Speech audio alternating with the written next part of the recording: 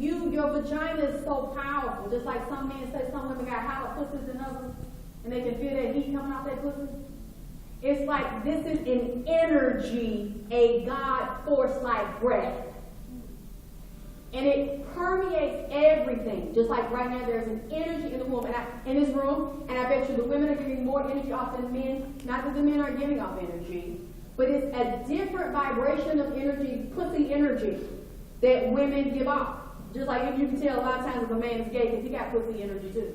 He's getting pussy energy out. Because he's got more estrogen now than testosterone, and he uses his boy pussy to get the manipulated and move around. So now his asshole's a full pussy, and he gets bust down in it, just like you get bust down in yours. So now the energy of the woman is usually, sometimes when we're not balanced, it's crazy.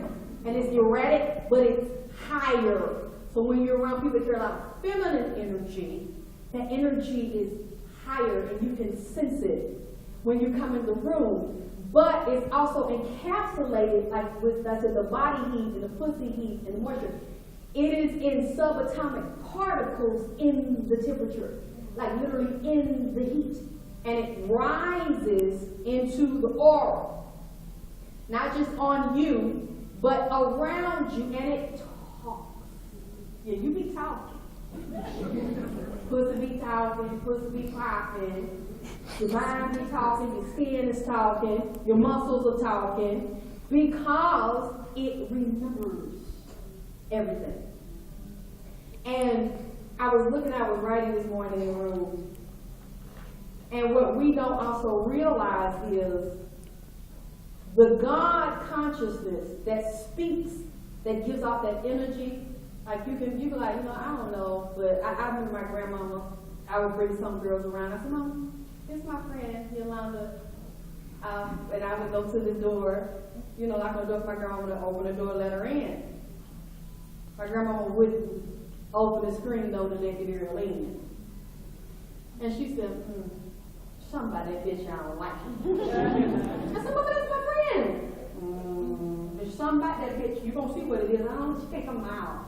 I don't want her to eat it. I don't want to have no water in here. It's just something about her. It ain't right. It ain't your motherfucking friend. You know how grandmama was sitting outside. She was getting that pussy energy and she was right.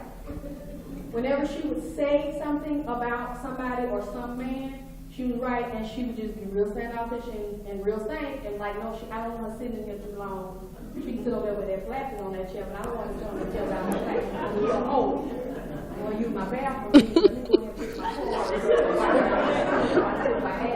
She's still around. She's still living. But I looked at that and said, why do you think? Because I knew she had been around. She'd been through a lot of hard shit, and she knew that pussy energy.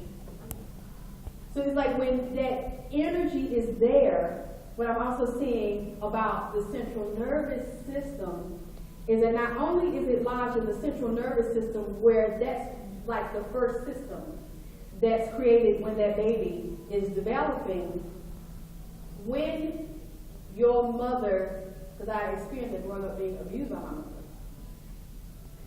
when you are abused by someone, and you're punched by them, you're beaten by them, you're raped by them, and you're little, you are still in my eye, but you don't know it. You have the angels on you, and you don't know it. The central nervous system, the muscles, the cell, the muscle, first the energy of the muscle cell, and then one muscle cell programs and takes the whole event. So every event, every abuse after that is now lodged in the nerve cell, in the muscle cell, in the bone cell. Now, also what you have to remember when you're dealing with Archangel Michael, who's the enforcer of the law of Ma'at, Michael controls the cardiovascular system, the heart. He's the heart, he's the blood. He's the arteries, the veins. He makes things move. He's about action. But you can't move the muscle or the body without the bones and the nerve and the messages to the central nervous system and the brain. So when you deal with the subtle bodies, because there are also subtle bodies we don't know we have. They talk about the astral, the mental, the emotional, the etheric, the spiritual bodies. But when you are dealing with abuses and trauma from the mother, the one you look up to, you admire, you love, all the people when you're dealing with the little girl, because when you're dealing with the little girl, you're dealing with the vagina. You're dealing with the first chakra, which is red.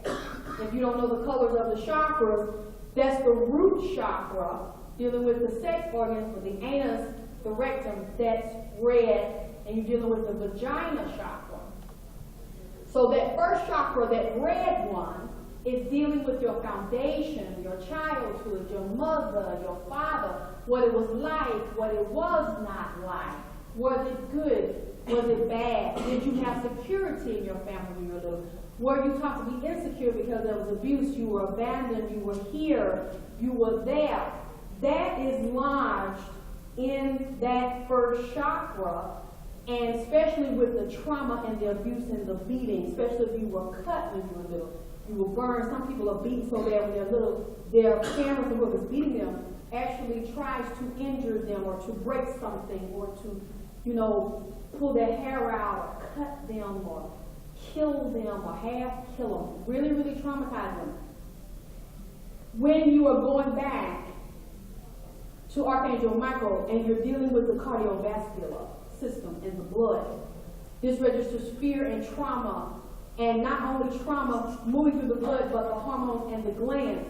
So it's also affecting the endocrine system. All of this stuff is being programmed there, so you're actually programmed to release a lot of fear hormones, anxiety hormones. And it can be triggered without you even physically being hurt as you get older because of the thought and the experience that is programmed into the body. So that's what I was seeing when I was looking here and seeing the creation of the female and dealing with the trauma, the mother-daughter trauma. And many of us will still have anxiety issues now, or problems with other women because they remind you of the mother. They are triggered for the mother, or relationship. You don't know why it's a trigger.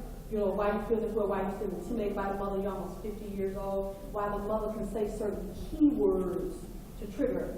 Because she programmed not only the cardiovascular system, she programmed the endocrine system, she programmed the central nervous system, she programmed the nerve cell, she programmed the muscle cell, she programmed the arteries and the veins, and she programmed the brain to release certain hormones and for the body to respond a certain way. And when you're dealing with the astral bodies, which are the spiritual bodies, those bodies that you can't see, you can feel them. Like I said, you feel people. When they come around, you like somebody, you don't. My grandmother likes somebody, she don't. She doesn't know why.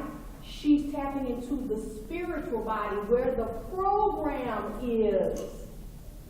Many people think the program is just a physical program. You are a physical being, but your energetic bodies are the ones that drive you or don't drive you, make you or break you, and they keep you alive. Just like when they test your heart on the machines at the hospital, if you don't have that certain rhythm or they can see, they know you're not here. You're not going to be here. You're not going to be in the body.